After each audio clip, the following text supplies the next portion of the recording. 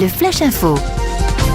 Et elle a eu un fait rare hier en fin d'après-midi dans le Val-de-Serre. Une mini-tornade s'est abattue sur Craville et Octeville-Lavenel. Conséquence, la toiture d'un bâtiment agricole de 160 mètres carrés s'est envolée.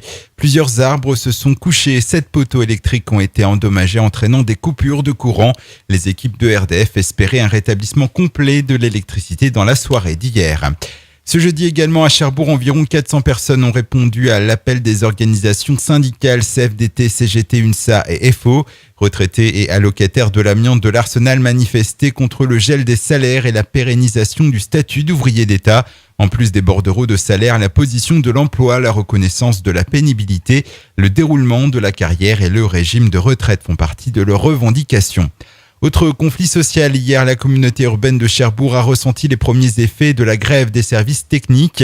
Les poubelles commencent en effet à s'entasser dans les rues du centre-ville et ce n'est pas fini puisque les agents ont décidé de reconduire le mouvement aujourd'hui. Ils réclament de meilleurs salaires. La CUC invite à ne pas déposer sacs bleus et jaunes sur le trottoir ni à présenter les bacs à la collecte.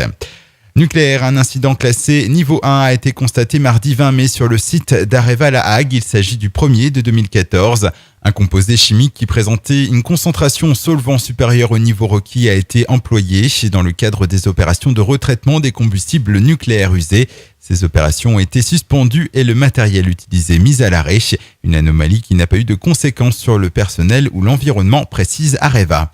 Et puis tennis avec la Grandvillaise Myrtille Georges qui passe finalement le premier tour des qualifications de Roland-Garros.